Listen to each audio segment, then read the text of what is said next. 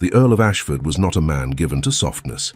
At 33, Edward Ashford commanded respect in every drawing room from Mayfair to Bath, not through charm, though he possessed it in abundance when required, but through a quiet, unyielding authority that settled over a room the moment he entered. His features were carved with aristocratic precision, a strong jaw, dark eyes that revealed nothing, and a mouth that rarely curved into anything approaching warmth. He was handsome in the manner of cold marble statuary, beautiful, yes, but distant, untouchable. He preferred it that way. The season of 1847 had begun with its usual parade of eager debutantes and their ambitious mothers, all circling the eligible lords like moths drawn to candlelight. Edward attended the requisite balls and soirees with the same measured composure he brought to sessions in the House of Lords. He danced when politeness demanded. He conversed when duty required. But he did not flirt, and he most certainly did not feel. Or so he believed. It was at Lady Pemberton's ball, amid the glittering chandeliers and the swell of Strauss, that he first saw her laughing. Miss Clara Whitmore was not a diamond of the first water by London's exacting standards. Her dowry was respectable but not extravagant, her family name established but not illustrious. She possessed none of the calculated elegance that characterized the season's most sought-after young ladies.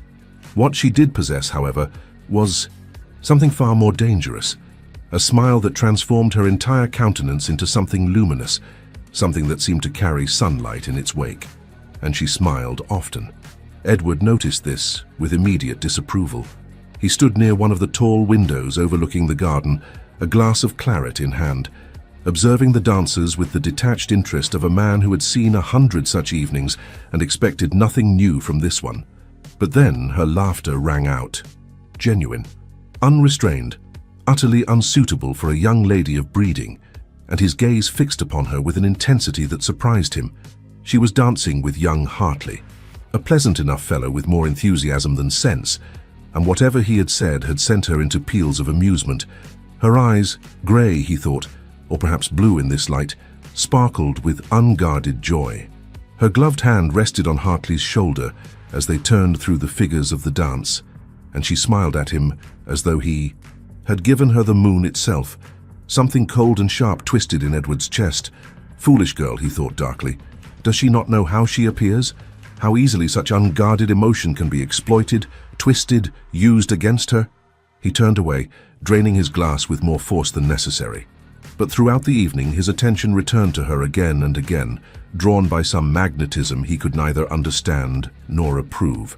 She smiled at everyone, at the dowagers who spoke to her, at the servants who passed with trays, at her dance partners and the wallflowers alike. It was indiscriminate, this warmth of hers, and it grated against something deep within him, something he refused to examine too closely.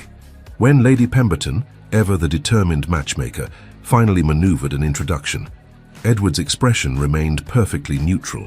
"My lord, may I present Miss Clara Whitmore? Miss Whitmore, the Earl of Ashford." She curtsied with proper decorum, but when she rose, that damnable smile was already forming on her lips. "My lord, what a pleasure. I have heard much of your work in Parliament regarding the Factory Acts. My father speaks most highly of your principles." Her voice was warm, her manner open. She met his gaze directly, without the coy lowering of lashes that most young ladies employed. It was unsettling. "Your father is too generous," Edward replied coolly. "Though I am pleased the reforms have found support among thoughtful men." "Oh, my father is indeed thoughtful," she said, and there was that smile again. "Though he would argue that thoughtfulness alone achieves nothing without the courage to act upon conviction. I believe he considers that your particular strength, Lord Ashford." It was prettily said, but Edward detected no artifice in it. She genuinely seemed to mean every word. This somehow made it worse. "And what of you, Miss Whitmore?" he heard himself ask, though he had intended to excuse himself after the minimum politeness required. "Do you share your father's interest in such matters?" "I find it difficult not to care about the welfare of others, my lord," she replied, her expression growing more serious, though warmth still lingered in her eyes. "When one has been blessed with comfort and security, does one not bear some responsibility toward those less fortunate?" "A noble sentiment," Edward said, and his tone carried an edge he did not entirely intend. "Though I have found that sentiment and practical action are often separated by a considerable gulf." Something flickered across her face. Not offense, but something closer to curiosity. "Then I must endeavor to ensure my sentiments are matched by actions, Lord Ashford. Though I suspect you are not a man who offers approval easily. I am not a man who offers approval carelessly," he corrected. "There is a distinction." "Indeed there is," she agreed.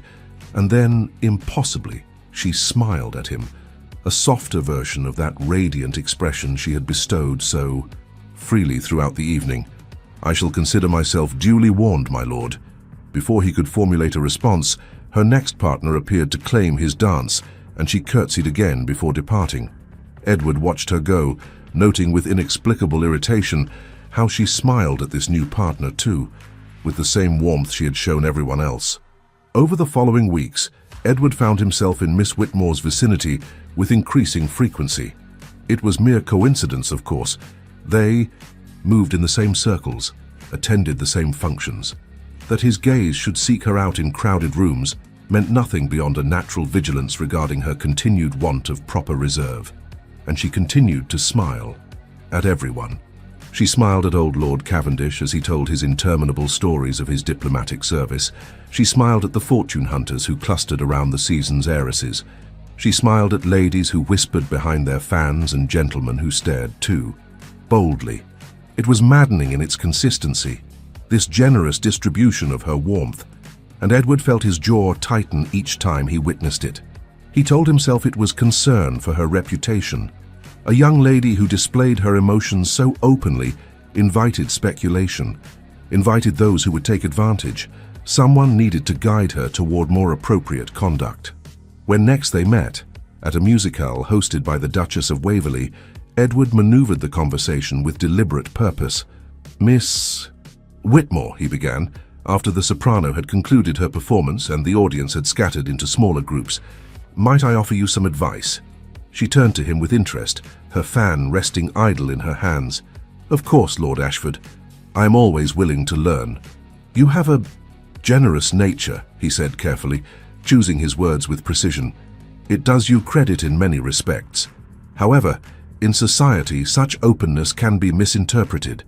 A young lady must guard her expressions, her manner with greater care." Her brow furrowed slightly.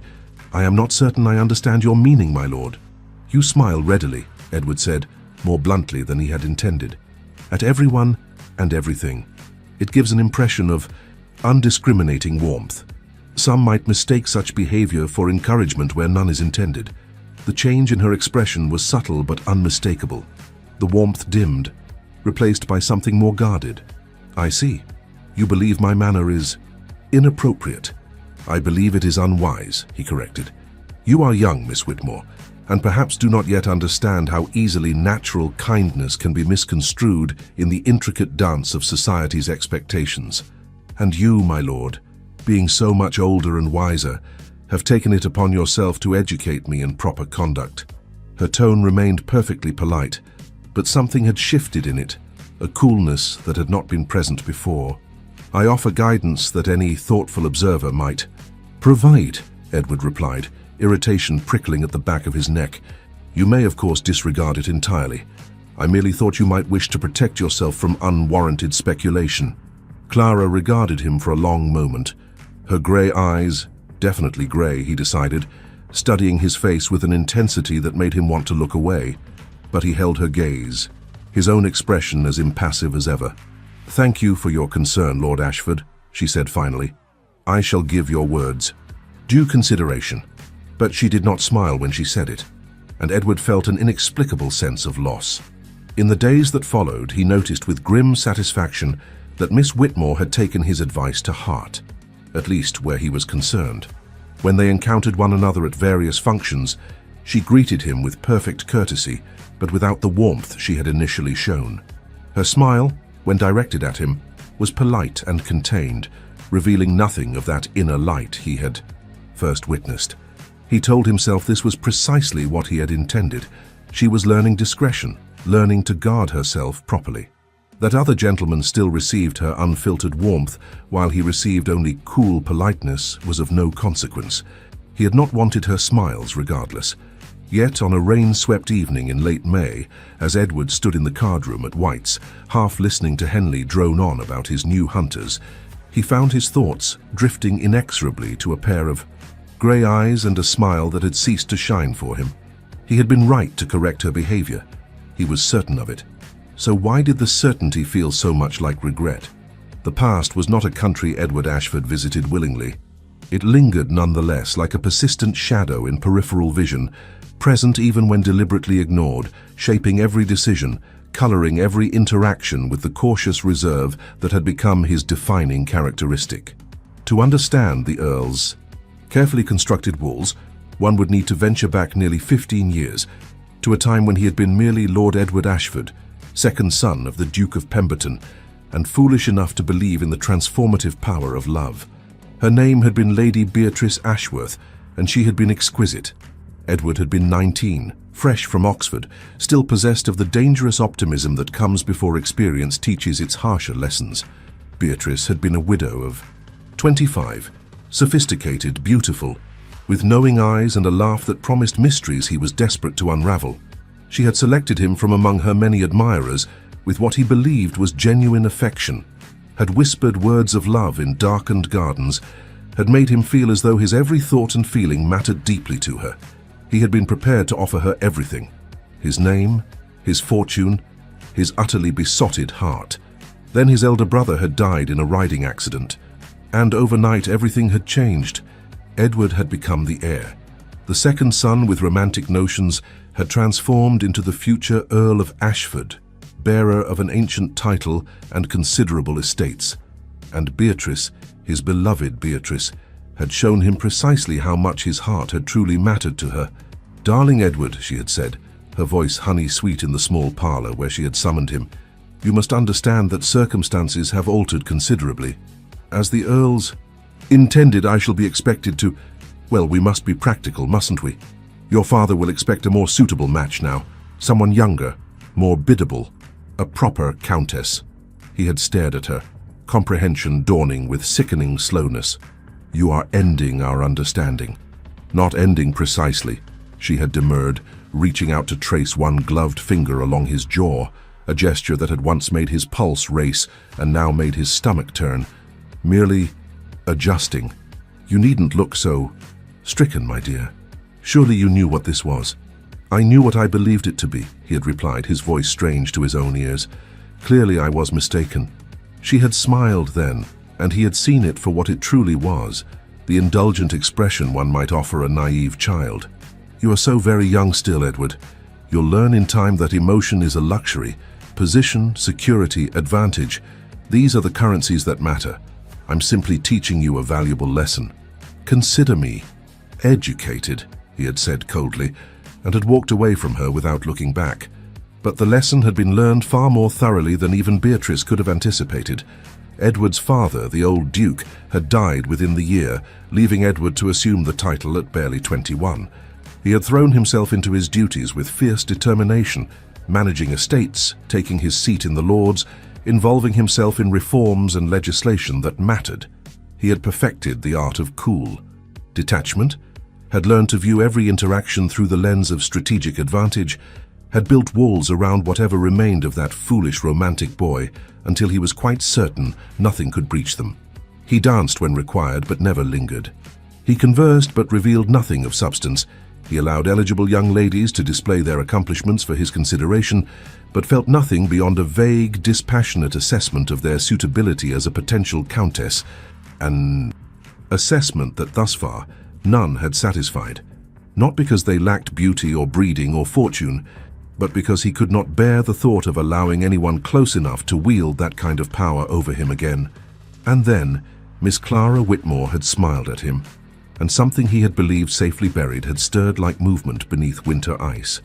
Edward stood in his study at Ashford House, rain streaming down the windows as June storms battered London, and acknowledged what he had been avoiding for weeks.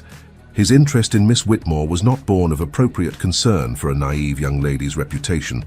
He wanted her to smile at him the way she smiled at others, More disturbingly, he wanted to be worthy of such smiles. The admission came with bitter self-recrimination. Had he learned nothing? Clara Whitmore smiled at everyone because she was either genuinely kind, in which case her warmth held no particular meaning, or because she had mastered the art of calculated charm, even better than Beatrice had, in which case she was precisely the kind of woman he should avoid. Yet he found himself attending functions he might otherwise have declined, positioning himself in her vicinity with the careful strategy he usually reserved for parliamentary maneuvers, watching for any sign that her coolness toward him might thaw. It did not. She remained unfailingly polite, but the warmth he had witnessed that first evening, the unguarded joy, the luminous quality of her smile, was withheld from him completely. With others she was her usual self. With him she was courteous, distant, perfectly correct. He had achieved precisely what he claimed to want. So why did it gnaw at him with increasing persistence? At Lady Rothschild's garden party, Edward found himself standing near the refreshment table, ostensibly engaged in conversation with Thornbury about the upcoming vote on Corn Law amendments, but in truth, watching Clara as she strolled through the rose garden with a group of young ladies. She was listening to something Miss Hartwell was saying, her expression attentive, and then she laughed. That genuine, unrestrained sound that seemed to carry warmth in its very timbre. "You're staring, Ashford," Thornbury observed mildly. Edward's jaw tightened. "I'm doing nothing of the sort." "If you say so." Thornbury's tone suggested profound skepticism. "Though if you're interested in Miss Whitmore, you might consider actually speaking to her rather than glowering at her from across the lawn." "I am not glowering." "You absolutely are. You have been since she arrived. One might almost think you disapprove of her, were it not for the rather telling intensity of your attention." Edward turned to his friend with cool displeasure. "Your imagination is running wild, Thornbury." "Is it?" Thornbury took a sip of his champagne, looking thoroughly entertained. "Because from where I stand, you've been circling Miss Whitmore for weeks like a hawk studying particularly. Interesting prey, yet you never actually swoop. Most unlike you when you've identified something you want." "I do not want..." Edward stopped himself, recognizing the trap. "The young lady requires guidance in proper conduct, nothing more." "Ah, yes, how very charitable of you," Thornbury said dryly. "Though I must say she seems to be managing quite well without your stern supervision. Popular girl, our Miss Whitmore. Genuine too, which is refreshing in a season full of calculating misses. No, wonder half the eligible men in London are half in love with her." The statement landed with more force than Thornbury could have intended. Edward felt something cold settle in his chest. "Indeed," he managed. "She is certainly generous with her attentions." "Oh, not like that," Thornbury corrected, catching Edward's implication and frowning. "Don't be crude, Ashford. She's simply kind. One of those rare creatures who actually likes people and isn't afraid to show it, though I have noticed. She's considerably more reserved with you. Can't imagine why." "Because I told her to guard her smiles," Edward thought, with sudden sharp clarity. "Because I took something beautiful and unguarded and told her it was a flaw that needed correction." The realization struck him with uncomfortable force. He had not been protecting her. He had been protecting himself from the dangerous appeal of someone whose warmth might slip past his defenses, who might make him feel things he had sworn never to feel again. And in doing so, he had extinguished something precious, at least where he was concerned. "Excuse me, Thornbury," Edward said abruptly. "There is someone I must speak with." He crossed the lawn with measured strides, his heart beating with uncharacteristic irregularity.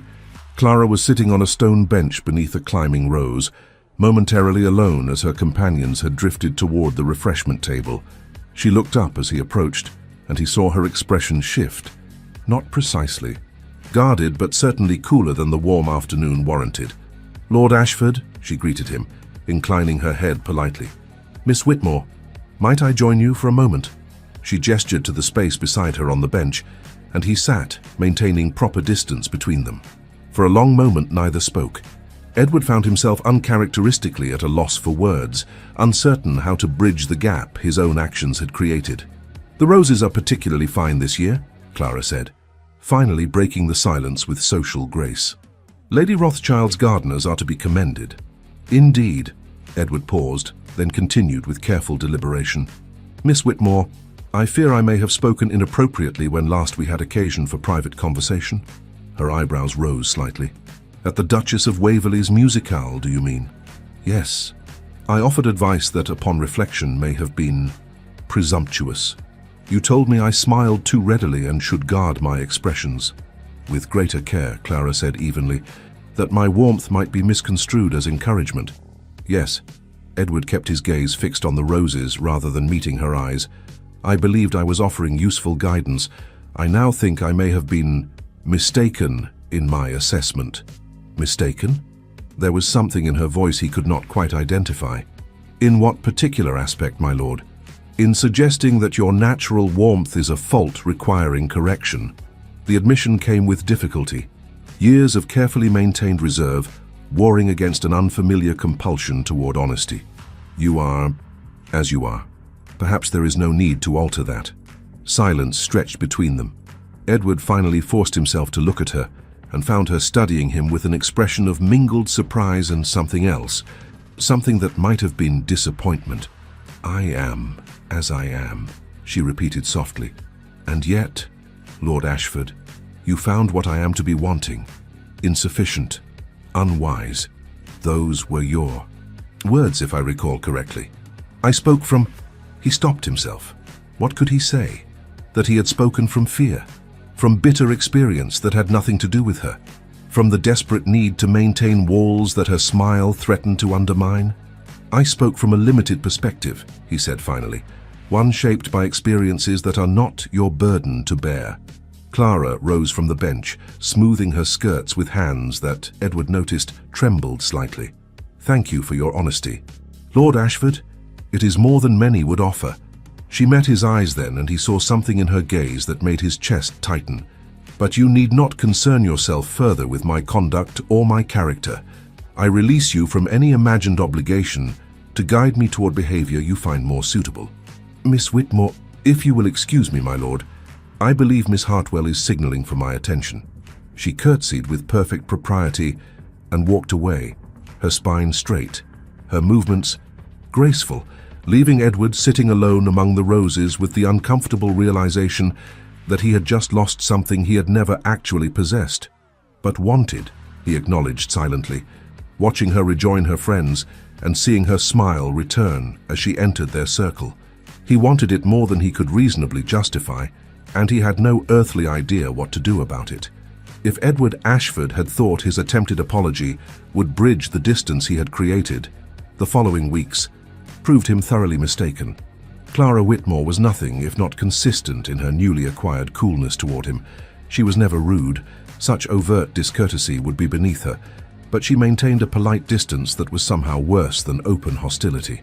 When circumstances forced conversation, she participated with irreproachable courtesy and absolute emotional vacancy, as though he were merely another piece of furniture requiring acknowledgement.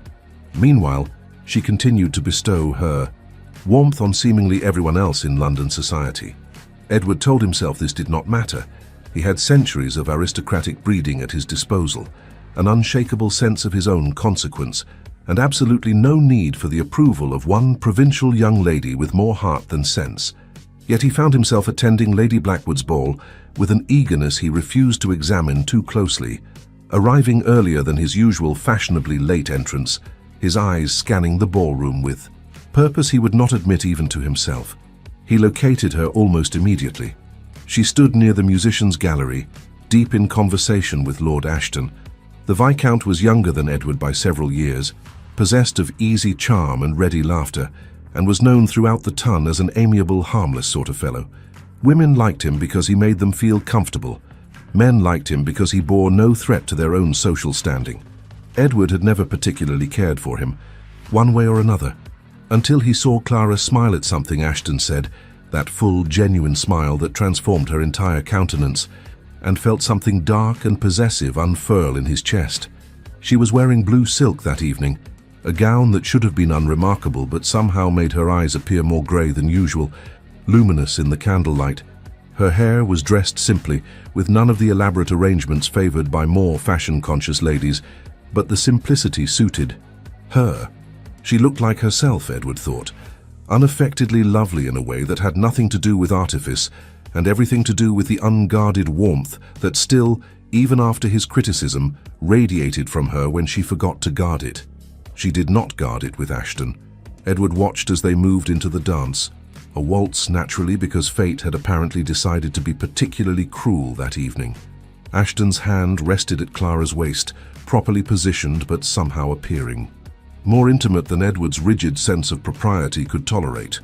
They were conversing as they danced, and Edward could see Clara laughing at something Ashton said, her expression open and delighted. "She's quite taken with him, isn't she?"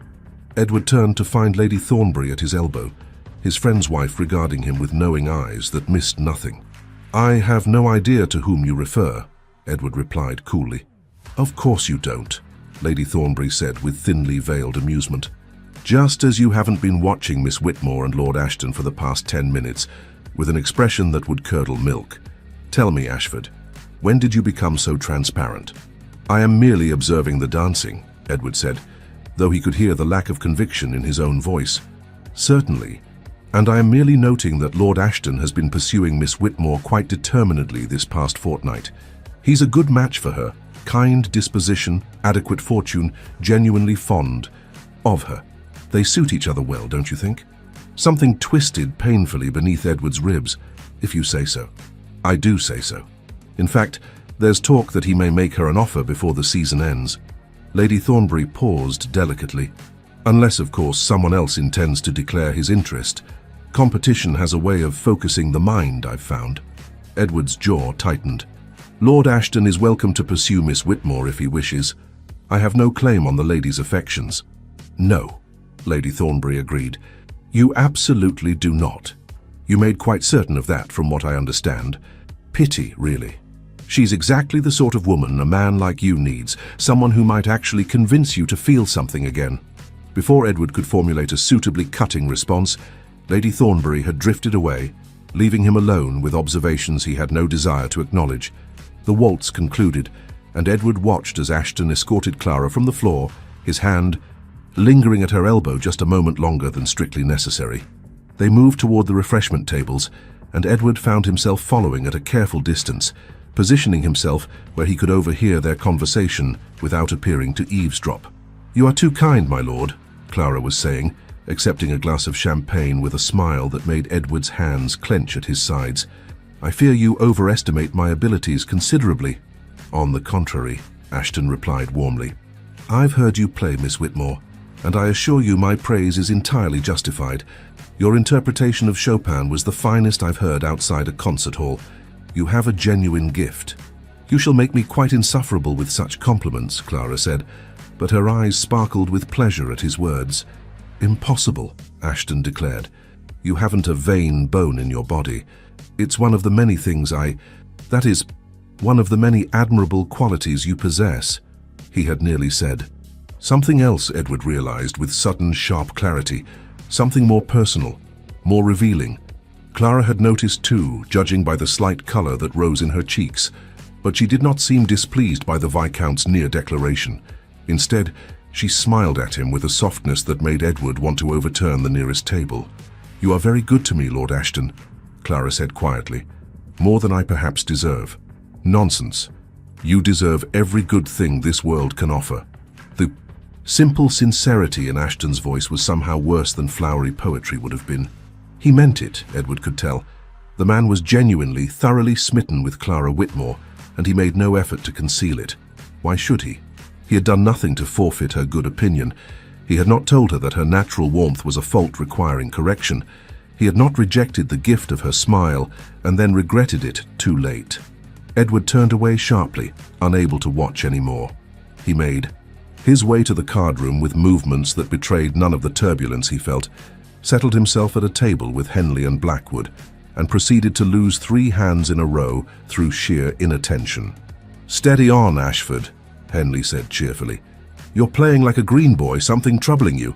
"Nothing whatsoever," Edward replied tersely, and forced himself to concentrate on his cards. But throughout the evening, he was aware of Clara and Ashton moving through the ballroom. They danced twice more, the maximum propriety allowed, and spent the intervals between dances in apparently absorbing conversation. Other gentlemen approached Clara, but she seemed to give Ashton preference, returning to his side repeatedly, laughing at his observations, listening with genuine interest when he spoke. Edward left the ball early, claiming a headache he did not have, and rode through London's night-darkened streets with his thoughts churning in uncomfortable directions. He had no right to feel this gnawing jealousy. He had deliberately pushed Clara away, had criticized the very qualities that made her who she was, had treated her warmth as though it were a failing rather than the extraordinary gift it actually was. Of course, she had turned elsewhere. Of course, she had found someone who appreciated what he had rejected. Lord Ashton was a good man. He would make Clara happy. He would never tell her to guard her smiles, never treat her openness as weakness, never subject her to the cold distance that Edward wielded like armor against all possible pain. She deserved better than Edward could offer. He knew this, yet knowing it did nothing to quell the fierce possessiveness that surged through him every time he thought of her smiling at Ashton the way she had once briefly smiled at him.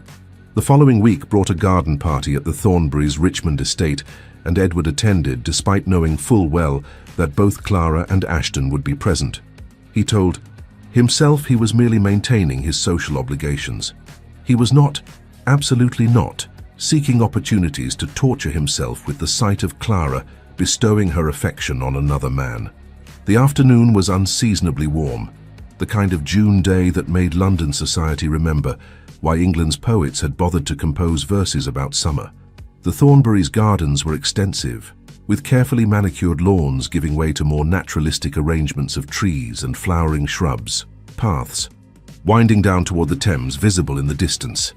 Edward positioned himself near the house, conversing with various acquaintances, all while maintaining acute awareness of Clara's location. She wore white muslin that afternoon, sprigged with tiny flowers, and looked impossibly young and lovely as she moved through the garden with Miss Hartwell and Lady Pemberton's daughter.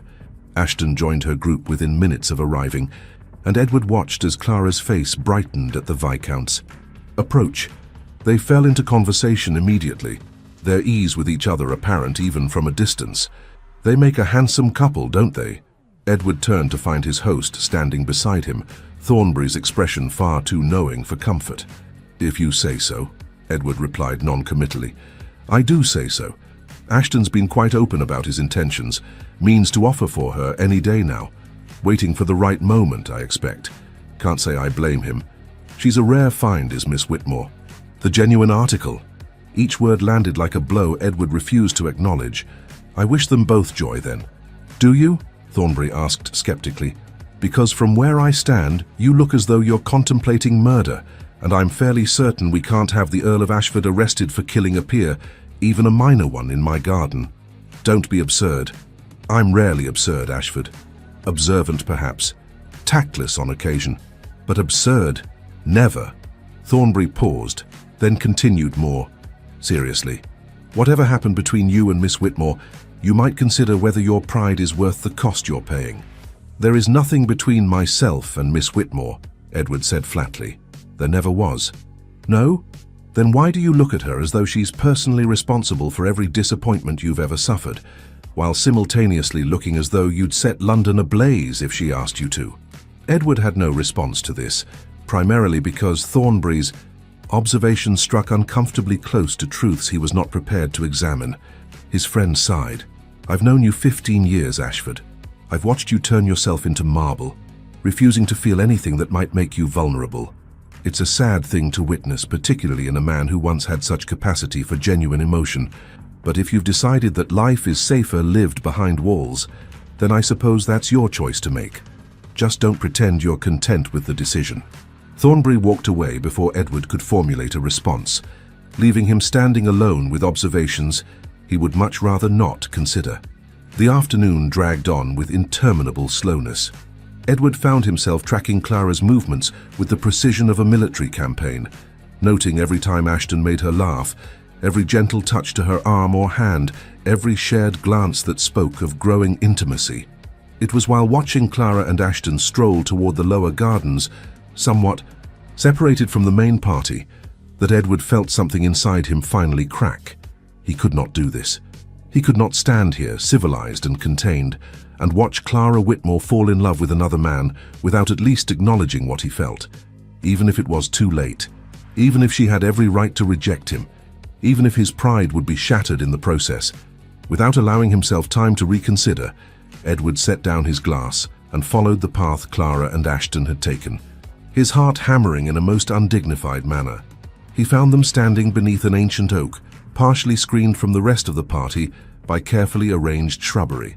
They stood close together, and as Edward approached, not concealing himself but not announcing his presence either, he heard Ashton's voice low and earnest.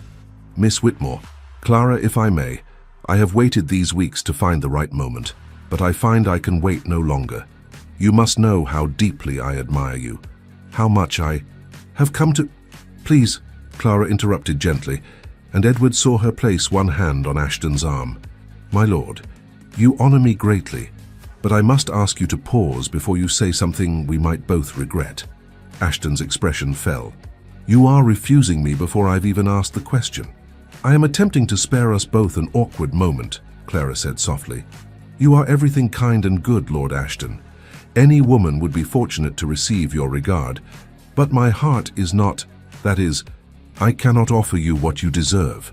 "Your heart is otherwise engaged," Ashton said, with the air of a man confirming an unwelcome suspicion. Clara's silence was answer enough.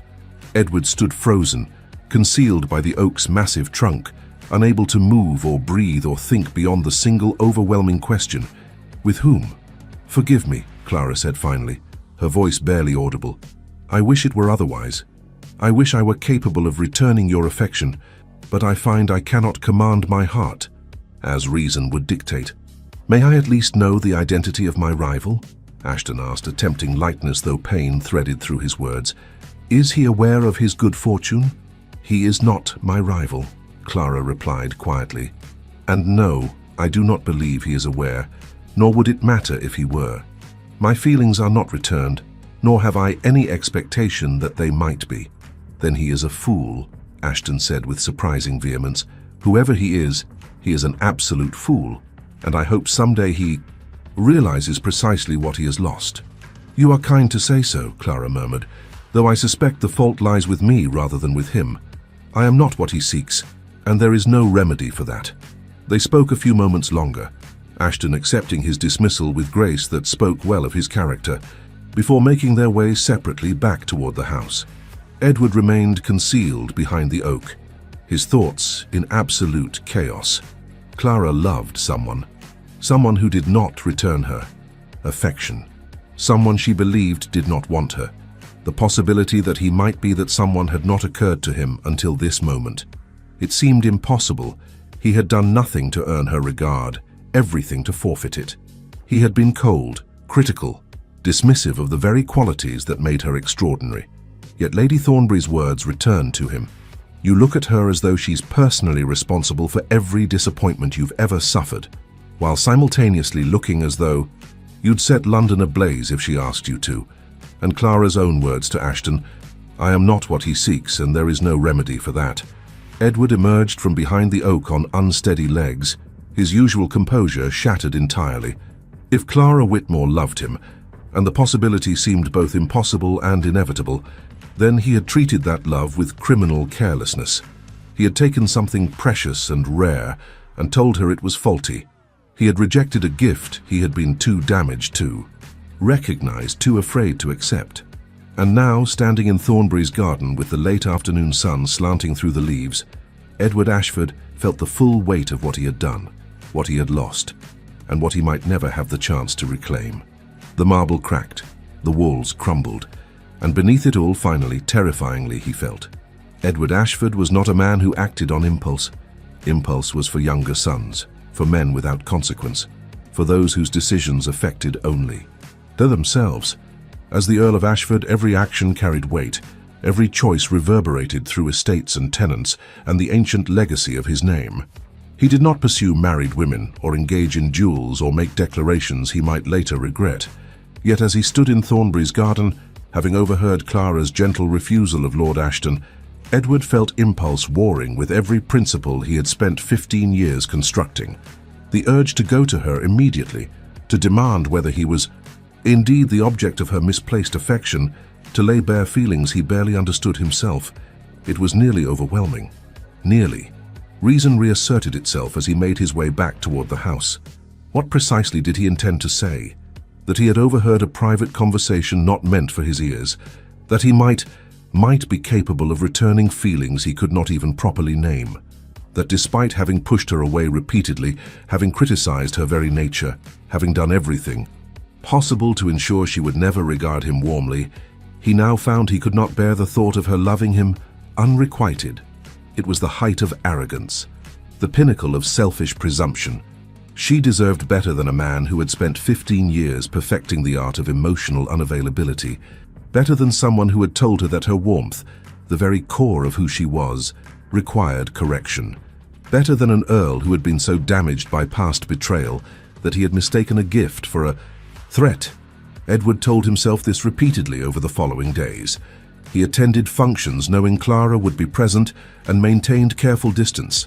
He did not seek her out. He did not engineer private conversations. He reminded himself with stern regularity that the honorable course was to leave her be, to allow her feelings, if they truly existed, to fade naturally, to transfer to someone more worthy. Someone like Ashton, who had no compunction about declaring his admiration openly. Someone who had not spent years building walls specifically designed to keep people at a distance. This resolution lasted nearly a week. It shattered completely at Lady Carstairs' musicale. The event was precisely the sort of entertainment Edward usually avoided. Too many people crowded into too small a space, forced into proximity by the arrangement of chairs facing the pianoforte, expected to sit through performances of varying quality with expressions of polite appreciation. But he had promised Lady Carstairs, who had been a friend of his late mother's, and he was not a man who broke promises. That Clara would be performing had not factored into his decision to attend.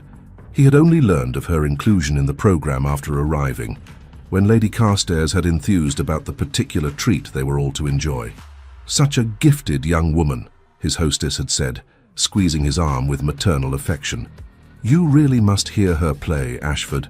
I've rarely encountered such feeling in one so young." Edward had taken his seat near the back of the room.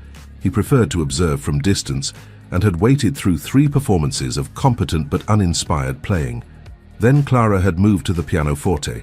She wore pale green that evening, a color that brought out the gray of her eyes and made her skin seem luminous in the candlelight. She settled onto the bench with graceful efficiency, arranged her skirts, and paused for a moment, her hands hovering above the keys as though gathering herself. Then she began to play. Edward was not a musician himself, though he appreciated music in the abstract way of men who had been exposed to culture as part of their education. He could not have said what piece Clara performed, something by Chopin perhaps, or one of the other modern composers favored by young ladies seeking to display their accomplishments. But he knew, immediately and with absolute certainty, that what she was playing was extraordinary. It was not mere technical proficiency, though her fingers moved across the keys with obvious skill. It was the emotion she poured into every phrase, the way she seemed to become the music itself, translating something ineffable into sound. The piece was melancholy, searching, filled with a yearning that seemed to reach into the chest and twist. Edward watched her face as she played. Her eyes were half closed, her expression distant, as though she had traveled somewhere beyond this crowded London drawing room. There was something heartbreaking in her focus, in the intensity of feeling that radiated from her. She was pouring her heart out through her fingertips, and everyone in the room could hear it. The final notes faded into silence. For a moment, no one moved, caught in the spell she had woven. Then applause erupted, enthusiastic and genuine, and Clara's expression shifted, the distant intensity replaced by something more guarded as she returned to herself, to the reality of being observed by dozens of eyes. She curtsied with proper modesty, deflecting the compliments that came from all directions, but Edward saw the tremor in her hands as she stepped away from the pianoforte, saw the brittleness in her smile as she accepted congratulations from Lady Carstairs and the other guests. Something was wrong. He could sense it with the same instinct that served him so well in Parliament, the ability to detect distress beneath polished surfaces. The musicale concluded, and guests moved toward the supper room. Edward found himself making his way through the crowd, searching for Clara with purpose that overrode his usual reticence. He located her near one of the tall windows, partially concealed by heavy drapes, and recognized the posture of someone seeking solitude in the midst of society. He should leave her be. This was not his concern. She had made it clear she wanted nothing from him beyond cold politeness. Yet he found himself approaching, regardless. "Miss Whitmore." She startled at his voice, turning quickly. In the uncertain light near the window, her eyes appeared overly bright, as though tears might be threatening. But she composed herself immediately, the mask of polite indifference settling into place. "Lord Ashford," she acknowledged coolly. "I trust you found the musical acceptable."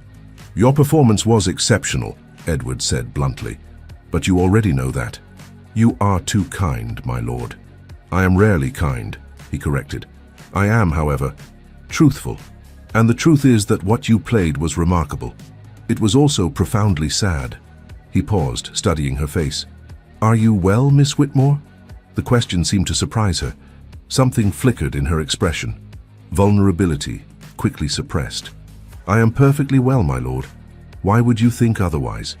"Because you played as though your heart were breaking," Edward said quietly.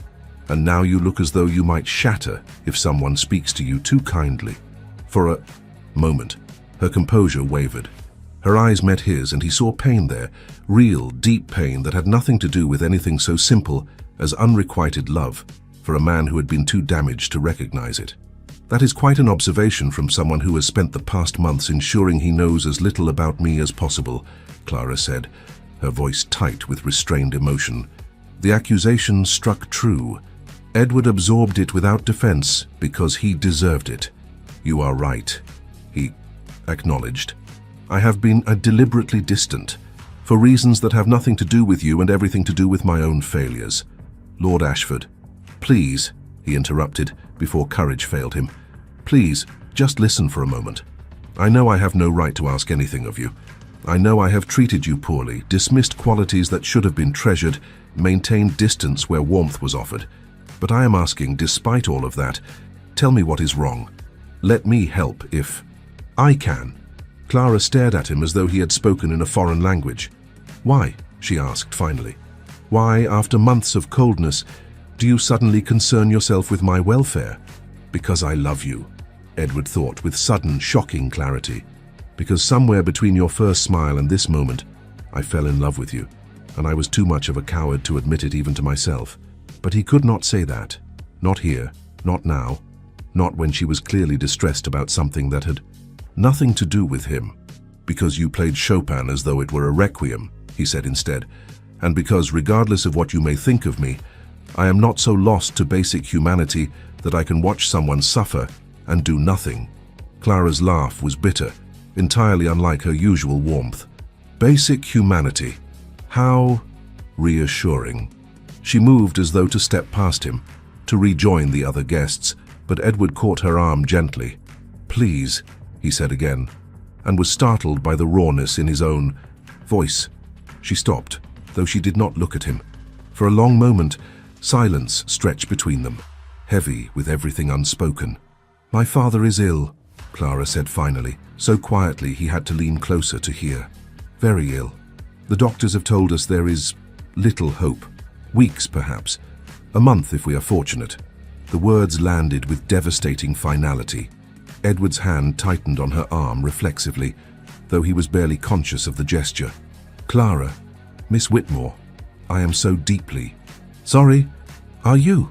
She did look at him then, and her eyes were bright with unshed tears. "Are you truly?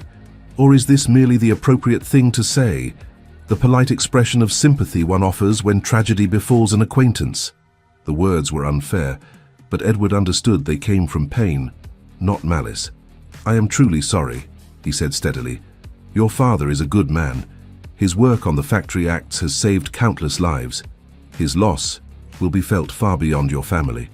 "Yes," Clara agreed, and a single tear escaped, tracking down her cheek before she brushed it away impatiently. "Everyone will mourn the great reformer, the champion of the poor, the man who changed Parliament's mind about child labor.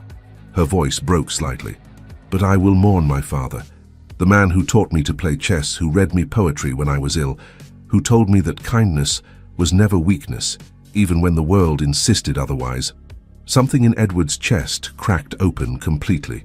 He had spent 15 years perfecting emotional distance, but in this moment, he found he could not maintain it. Without thinking, without calculating consequences, he pulled Clara into his arms. She stiffened immediately, clearly shocked by the breach of propriety. They were in a semi-public space, visible to anyone who happened to pass by. Such an embrace was scandalous, would provoke gossip, would require explanations neither of them could easily provide. Edward did not care. "Forgive me," he murmured against her hair. "Forgive my coldness, my pride, my unconscionable treatment of you. Forgive that I have been so concerned with protecting myself that I failed to see you clearly. But know this, Clara. You were right about kindness. Your father was right. Kindness is strength, not weakness. And you possess more strength in your smallest gesture than I have managed to cultivate in my entire life." For a heartbeat, Clara remained rigid in his embrace. Then something in her broke. She sagged against him, her hands clutching his coat, and wept silently against his chest. Edward held her, one hand cradling the back of her head, the other at her waist, and felt every wall he had so carefully constructed crumble to dust. This was what he had been protecting himself from, this vulnerability, this overwhelming need to absorb someone else's pain, to offer comfort even when he had none to give, to feel so completely that his own boundaries ceased to exist. He had been right to fear it. It was absolutely terrifying, and he would not trade this moment for all the safety in the world. "I am sorry," Clara whispered eventually, pulling back slightly, though he did not release her entirely. "I should not. We should not." "The proprieties can go hang," Edward said firmly. "You are grieving. You are allowed to accept comfort without concerning yourself with society's ridiculous rules." She looked up at him, and her smile was watery but genuine. The Earl of Ashford, enemy of propriety. Who would have imagined such a thing? "I contain unexpected depths," Edward replied, and was rewarded with a small laugh. But reality was intruding.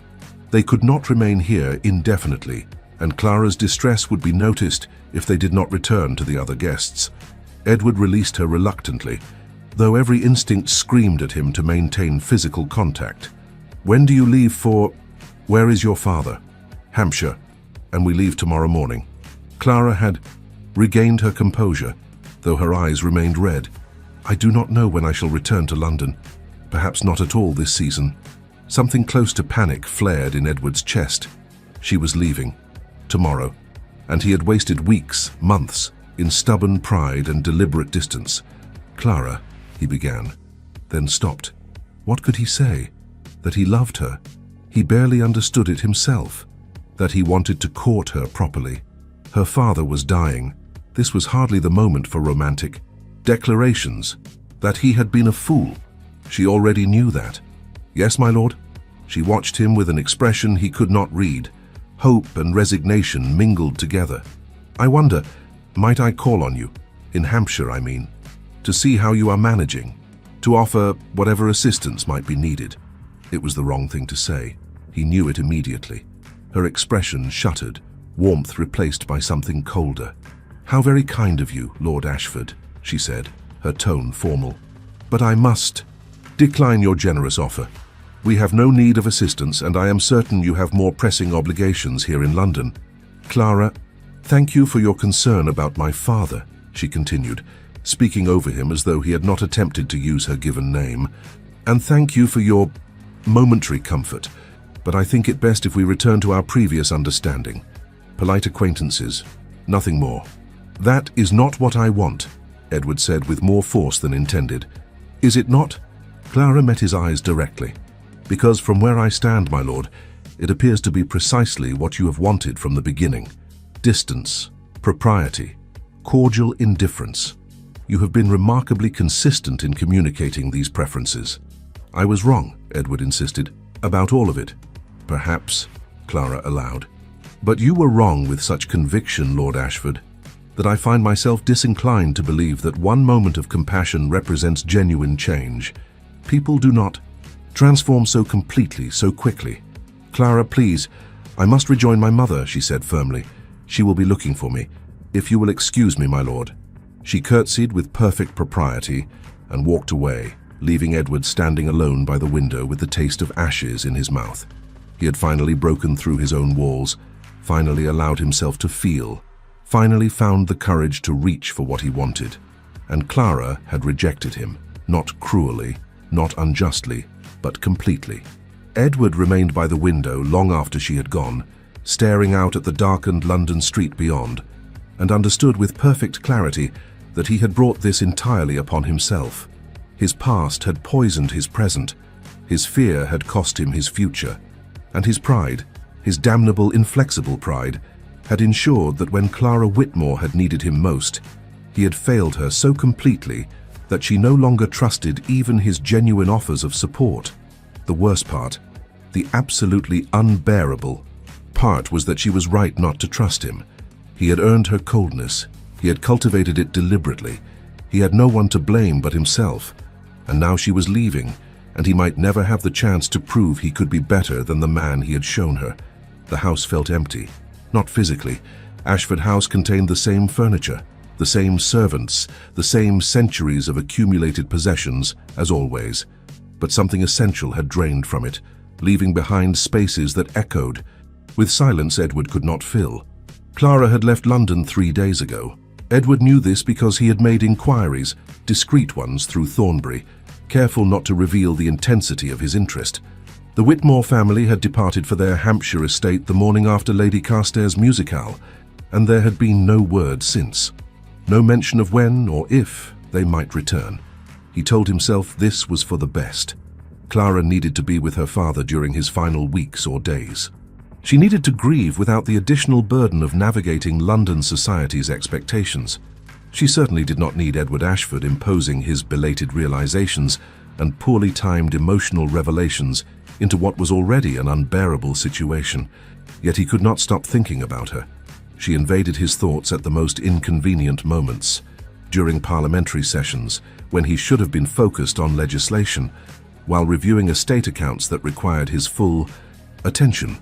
In the early hours of the morning, when sleep eluded him, and he found himself standing at his study window, staring out at the rain-soaked streets, and remembering how she had felt in his arms, the weight of her grief pressed against his chest. He had held her for perhaps 3 minutes. It should not have been enough to engrave the memory so indelibly into his consciousness, but it had been the first genuine moment of connection he had allowed himself in 15 years, and his body seemed determined to remember every detail. The subtle lavender scent of her hair, the way her hands had clutched his coat, the small broken sound she had made when her composure finally shattered. Edward found he could not bear it. Not the memory itself, that he would treasure despite its painful context, but the knowledge that he had pushed her away immediately afterward, that his clumsy attempt at offering support had been rejected because she, quite rightly, did not trust his motives. He had told her he wanted to help, and she had heard empty politeness. He had tried to express concern, and she had heard obligation. He had broken through every defense he possessed to hold her while she wept, and she had dismissed it as momentary compassion, not the seismic shift it actually represented. How could she have known otherwise? He had spent months ensuring she understood he wanted nothing from her, felt nothing for her. One moment of vulnerability could not erase such deliberate, sustained coldness. Thornbury found him in whites on the 4th day after Clara's departure, staring into a glass of brandy he had not touched. "You look dreadful," his friend observed, settling into the opposite chair without invitation. "Your tact is, as always, overwhelming," Edward replied without heat. "Tact is for people who need coddling. You need honesty." Thornbury signaled for his own drink. "So here is honesty. You have been walking around London like a ghost for nearly a week. You attend functions but don't engage. You sit in Parliament but don't speak. You're present in body but utterly absent in spirit. One might almost think your heart had departed for Hampshire along with a certain young lady." Edward's jaw tightened. "I am merely preoccupied with pressing matters." "Certainly. Pressing matters that have nothing whatsoever to do with Miss Whitmore." Thornbury's expression softened slightly. "Ashford, I've known you long enough to recognize when you're suffering. Why don't you simply go to her?" "Because she does not want me there," Edward said flatly. "She made that abundantly clear." "Did she? Or did she refuse your offer because you presented it as duty rather than desire?" The observation struck uncomfortably close to the truth.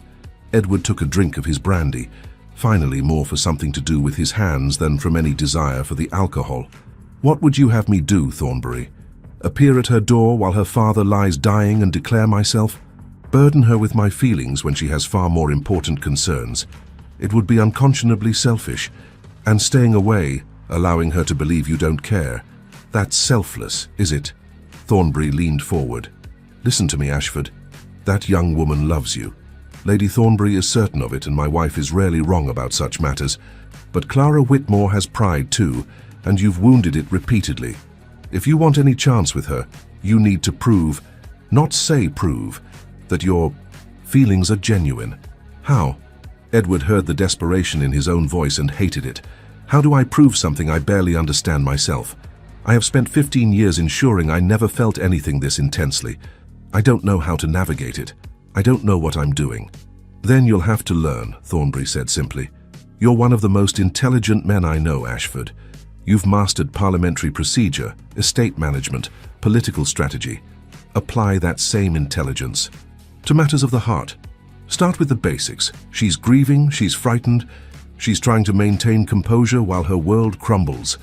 Be there, not as an Earl making a charitable gesture, but as a man who cares about her specifically, personally, irrevocably."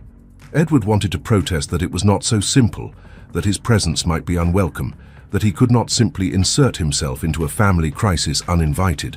But beneath the protests, he knew Thornbury was right. He had spent months pushing Clara away through deliberate distance. If he truly wanted her, and God help him, he did with an intensity that terrified him, then he would have to fight for her with equal deliberation. He would have to be vulnerable in ways he had spent years learning to avoid.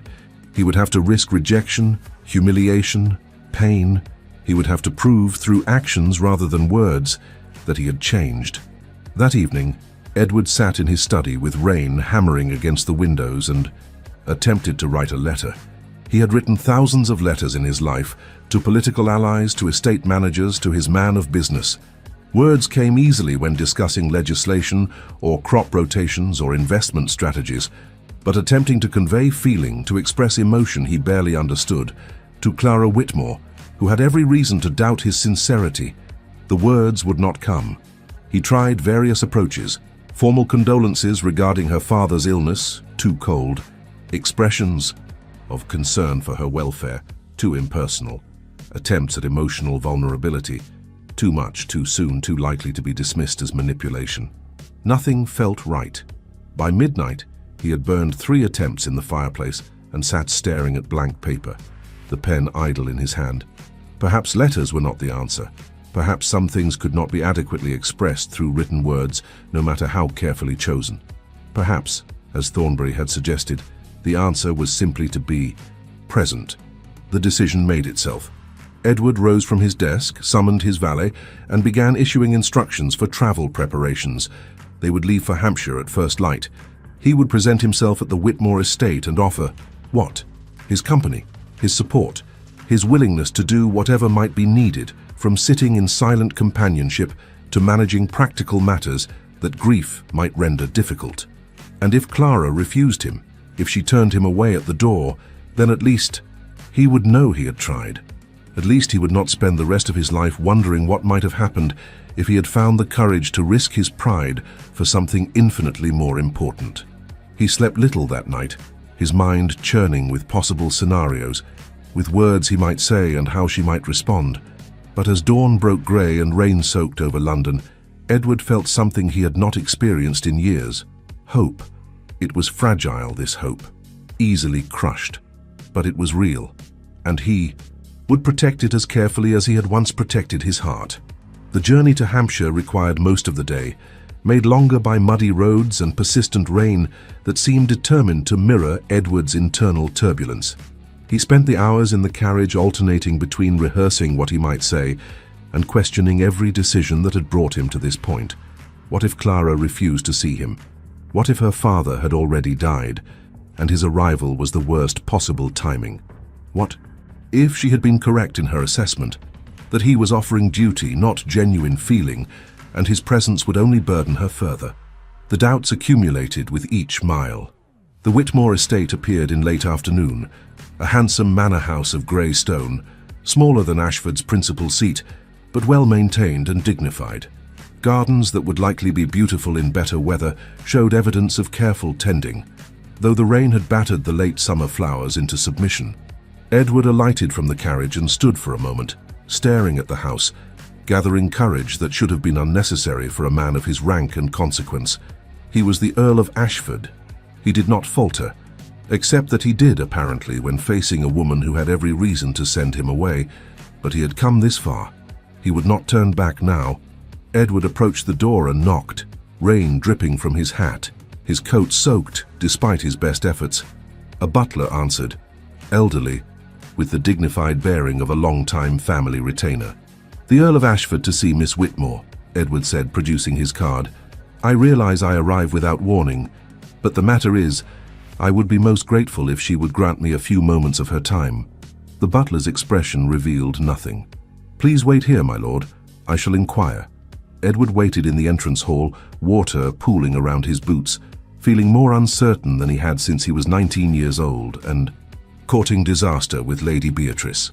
The house was quiet, save for the ticking of a long case clock and the steady drum of rain against windows. Somewhere deeper in the house, he could hear low voices, murmurs that spoke of sickness and vigil. Mr. Whitmore was still alive, then. Edward did not know if this made his presence more or less inappropriate. Footsteps on the stairs drew his attention. He looked up, expecting the butler returning with Clara's refusal. Instead, Clara herself descended.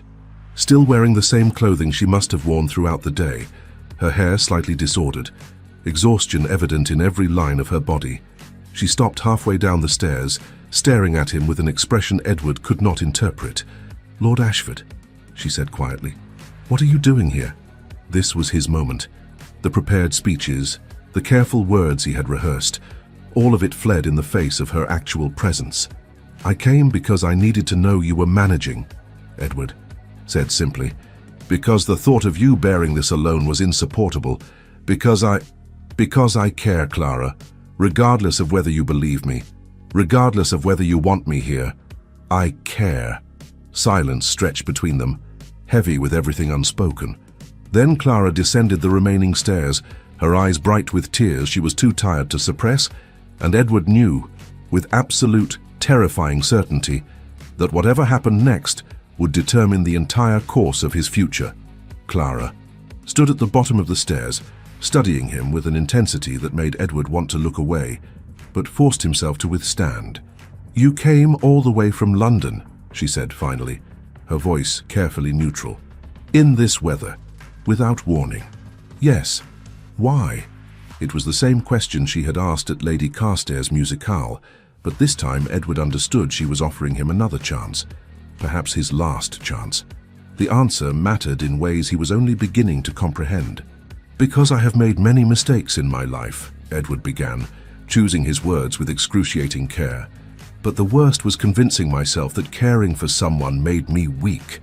That vulnerability was something to be avoided at all costs. That the safest course was to feel nothing."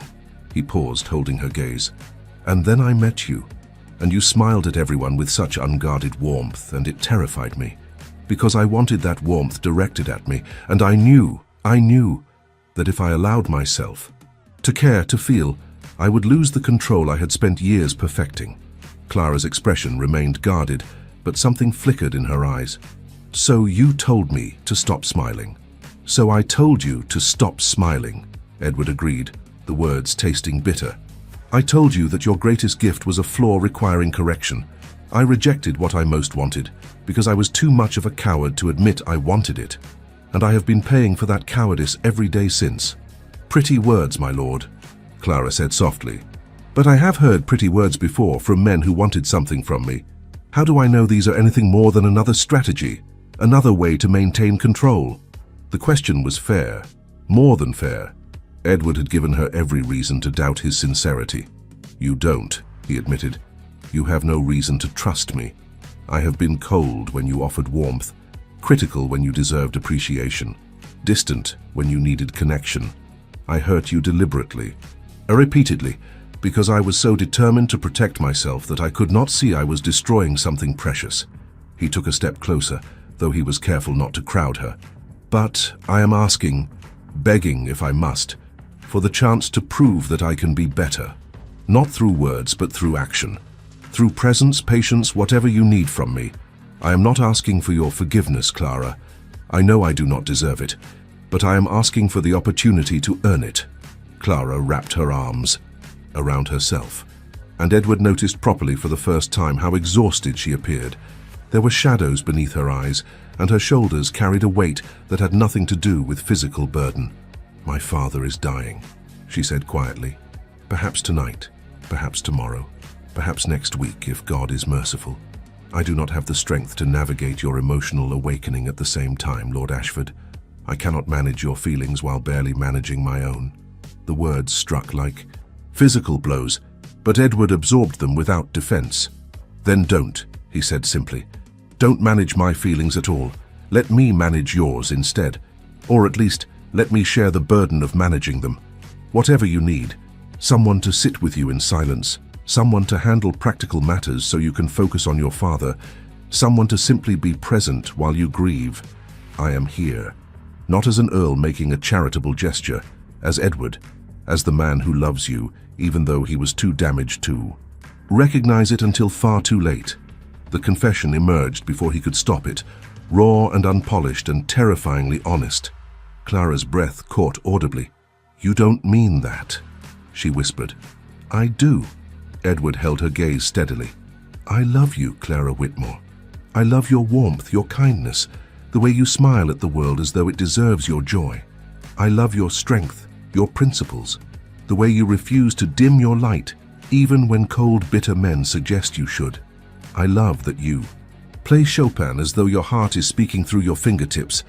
I love that you are everything I am not, open where I am closed, generous where I am guarded, brave enough to feel deeply despite knowing how much it can hurt." Clara's eyes were bright with unshed tears. "You told me my smiling was inappropriate, that I needed to guard myself more carefully. I was wrong," Edward said firmly. "About all of it. You don't need to change, Clara. I do. And I am trying. God, I am trying, but I cannot promise I will succeed quickly or gracefully. 15 years of emotional isolation is not undone in a few weeks, but I can promise I will keep trying, that I will work every day to be worthy of what you offer so freely to everyone else. And if I can't?" Clara's voice broke slightly. "If I don't have anything to offer right now, if I am too consumed with grief to think about love or courtship or any of it, then I will wait," Edward replied without hesitation. "I will be whatever you need me to be. Friend, support, distant acquaintance if that's all you can manage. I will wait months if necessary, years if you require them, because you are worth waiting for, Clara, and because I have already wasted enough time in cowardice. I refuse to waste more." Silence settled between them, broken only by the steady percussion of rain against windows and the distant ticking of the long-case clock. Clara studied his face with an intensity that made Edward feel transparent, as though she could see straight through to all his damaged, desperate hope. "I loved you," she said finally, so quietly he almost missed it, "from nearly the beginning, and you made it quite clear you wanted nothing to do with my affection." Edward's chest constricted painfully. The past tense in her statement felt like a death knell. "I understand," he managed. "I have no right to expect—" "I didn't say I stopped," Clara interrupted, and something in her voice made Edward's breath catch. "I said I loved you past tense because I don't know what I feel anymore. I am so tired, Edward. Tired of hoping, tired of grieving, tired of trying to be strong when everything in me wants to shatter." "Then shatter," Edward said gently. "I'll hold the pieces until you're ready to reassemble them." A sound escaped Clara. Not quite a laugh, not quite a sob. "You cannot simply appear in Hampshire and say things like that. It's not fair." "Nothing about this has been fair to you," Edward acknowledged.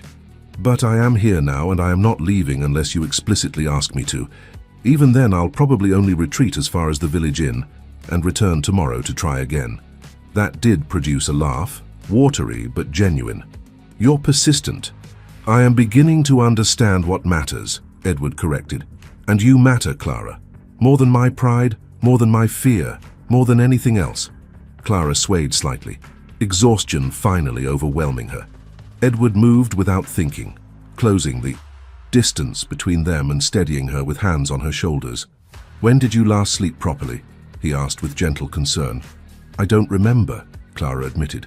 "There's too much to do. My mother needs support, my father needs care, the household must be managed, and you cannot do any of it if you collapse from exhaustion." Edward made a decision. "Where is your mother?"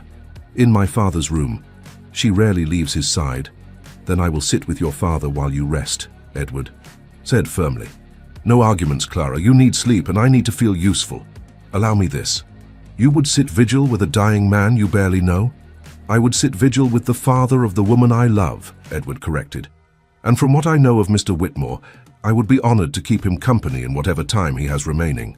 Clara stared at him, and Edward saw the moment her resistance crumbled. She was simply too tired to keep fighting, too worn down to maintain her defenses. 4 hours, she said finally. "I will sleep for 4 hours and then you will wake me." 6 hours, Edward countered. "And I will wake you immediately if there is any change in your father's condition." "Edward, 6 hours, Clara. That is my first condition of staying." "Your first condition?" Despite her exhaustion, amusement glinted in her eyes. "How very high-handed of you, my lord." "I contain multitudes," Edward replied gravely. "Now please, show me to your father's room, then go rest. We can continue this conversation when you have slept." Clara hesitated for another moment, then nodded. "Very well, but if you make me regret this, Lord Ashford, I shall never forgive you." "Noted," Edward said solemnly, though his heart was racing. She had agreed. She was allowing him to stay, to help, to prove himself through action rather than words. It was more than he had dared hope for. Clara led him upstairs to a door at the end of a corridor. She paused before opening it, her hand on the handle. "My father he is not himself anymore," she said quietly. "The illness has taken much of his strength. He drifts in and out of consciousness. But when he is lucid, he is still brilliant, still kind, still everything a father should be." "I understand," Edward assured her. Clara opened the door to reveal a spacious bedchamber made dim by drawn curtains. A large bed dominated the room, and in it lay Mr. Whitmore, a man Edward recognized from parliamentary sessions, though he appeared decades older than his actual years. Illness had ravaged him, leaving behind a shadow of the vital, commanding presence Edward remembered. Beside the bed sat Mrs. Whitmore, holding her husband's hand, her face lined with exhaustion and grief. "Mother," Clara said softly, "this is Lord Ashford. He has come from London and has offered to sit with father while we rest." Mrs. Whitmore looked up, and Edward saw the same strength in her features that he recognized in her daughter. "That is very kind." "My lord, but surely you have more pressing obligations." "Nothing more pressing than this, madam," Edward said firmly. "Please, allow me to be of service. You and Miss Whitmore need rest. I will remain here and will summon you immediately if needed." Mrs. Whitmore studied him for a long moment, then nodded. "Very well, my lord, though I warn you, my husband may not recognize you, and if he does wake, he may say things that don't make sense. The fever affects his mind." "I understand," Edward assured her. Clara guided her mother from the room, but paused at the door to look back at Edward. Something passed between them, gratitude, perhaps, or tentative trust, before she left, closing the door softly behind her. Edward settled into the chair Mrs. Whitmore had vacated, studying the man in the bed. Mr. Whitmore's breathing was labored but regular, his face peaceful in sleep.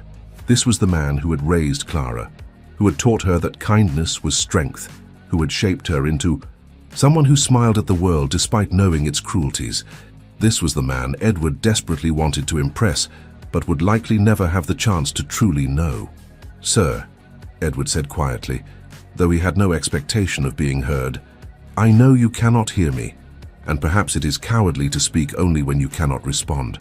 But I want you to know that your daughter is extraordinary, that she has changed me in ways I am only beginning to understand, and that if you can somehow grant Me the honor of your blessing. I swear I will spend the rest of my life ensuring she never regrets allowing me into her heart."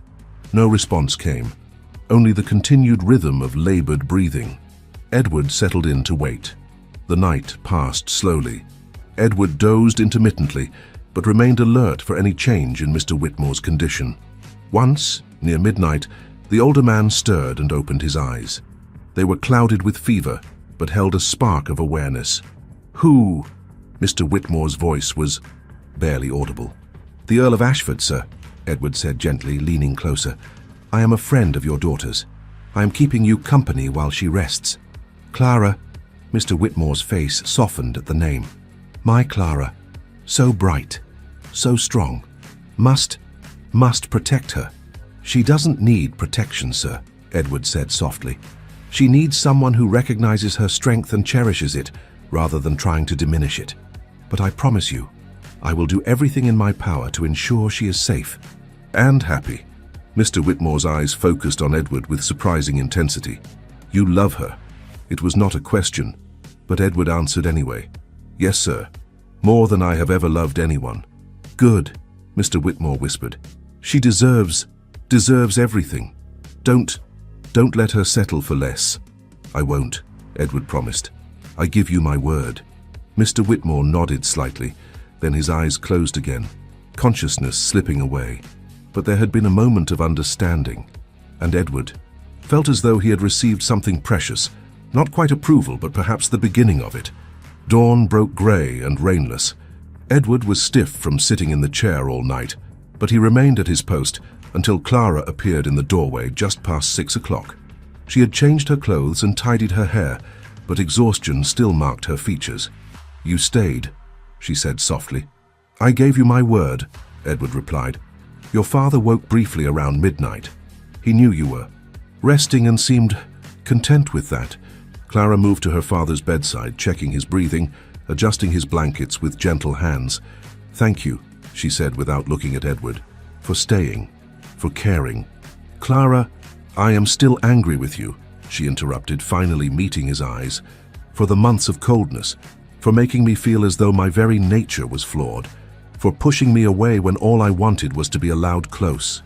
"I know," Edward said steadily. "You have every right to be angry.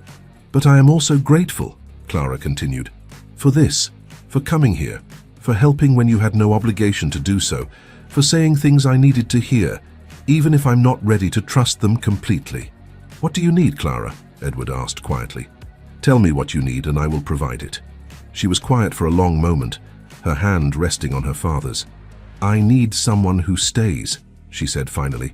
"Not because duty requires it, not because it serves some strategic purpose, but because they choose to, because they want to be here even when it's difficult and painful and offers no advantage." "Then I will stay," Edward replied simply, "for as long as you'll allow it." Over the following days, Edward proved the truth of his words. He remained at the Whitmore estate, taking up residence in a guest room rather than returning to London or even retreating to the village inn. He made himself useful in whatever ways were needed, managing correspondence, dealing with estate matters that required a gentleman's authority, providing companionship to Mrs. Whitmore when Clara was with her father. But mostly, he simply stayed. He sat with Clara during long evening hours after her father had fallen into laudanum-induced sleep.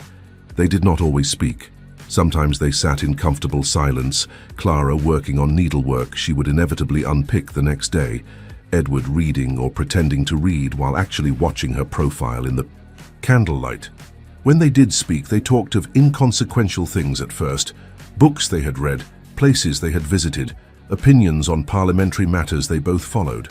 But gradually, as Clara began to trust his continued presence, the conversations deepened. She told him about her childhood, about a father who had treated her as an intellectual equal from the time she could first form arguments, about a mother who had taught her that strength came in many forms. She spoke of her fear of losing her father, of the gaping void his death would leave in her life. Edward, in turn, found himself speaking of things he rarely discussed, his relationship with his own father, distant but not unkind, his brother's death, and the weight of unexpectedly inheriting. even haltingly about Beatrice and the lesson she had taught him about trusting his heart. "She taught you the wrong lesson," Clara said when he had finished. "She taught you that caring makes you vulnerable to exploitation. But that's only true when you care for people who don't value what you offer. The right person, someone who truly loves you, would never use your heart against you." "I am beginning to understand that," Edward admitted. "Though understanding intellectually and believing emotionally are two different things." "Then I shall simply have to prove it to you," Clara said softly. "If you'll let me." The words hung between them, heavy with implication. "Clara," Edward began carefully, "I don't want you to feel obligated." "I don't feel obligated," she interrupted. "I feel hopeful, tentatively, carefully hopeful. You have been here nearly a week, Edward. You have asked nothing of me except the chance to be helpful. You have been patient when I've been short-tempered, understanding when I've been overwhelmed. You have shown me through action, not words, that you meant what you said." "I did mean it," Edward confirmed. "I do mean it." "I know," Clara said, and smiled. Not the full, radiant smile he had first witnessed, but something softer, more intimate. Something meant only for him. "I am beginning to believe you." It was more than Edward had dared hope for. Mr. Whitmore died peacefully on the 8th day after Edward's arrival, with his wife and daughter at his bedside. Edward kept his distance during those final hours, maintaining vigil in the corridor outside the bedchamber, ready to provide whatever support might be needed, but understanding his presence in that most private of moments would be intrusive. When Clara emerged, her face wet with tears, Edward simply opened his arms. She walked into them without hesitation, and he held her while she wept for her father, for the loss of a man who had shaped her so profoundly, for the future that would be forever marked by his absence. "I've got you," Edward murmured against her hair.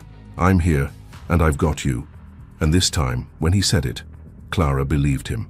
The funeral took place 4 days later, a service that drew parliamentary colleagues and reformers from across England, all come to pay respect to a man who had changed the course of social legislation through sheer force of moral conviction. Edward stood with Clara throughout, a silent presence at her side, offering support through proximity rather than words. He did not try to shield her from her grief or tell her how to feel.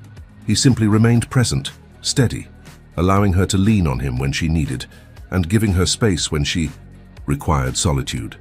It was in the evening after the funeral, when most guests had departed and the house had settled into the heavy silence of fresh morning, that Clara sought him out in the library, where he had retreated to give the family privacy.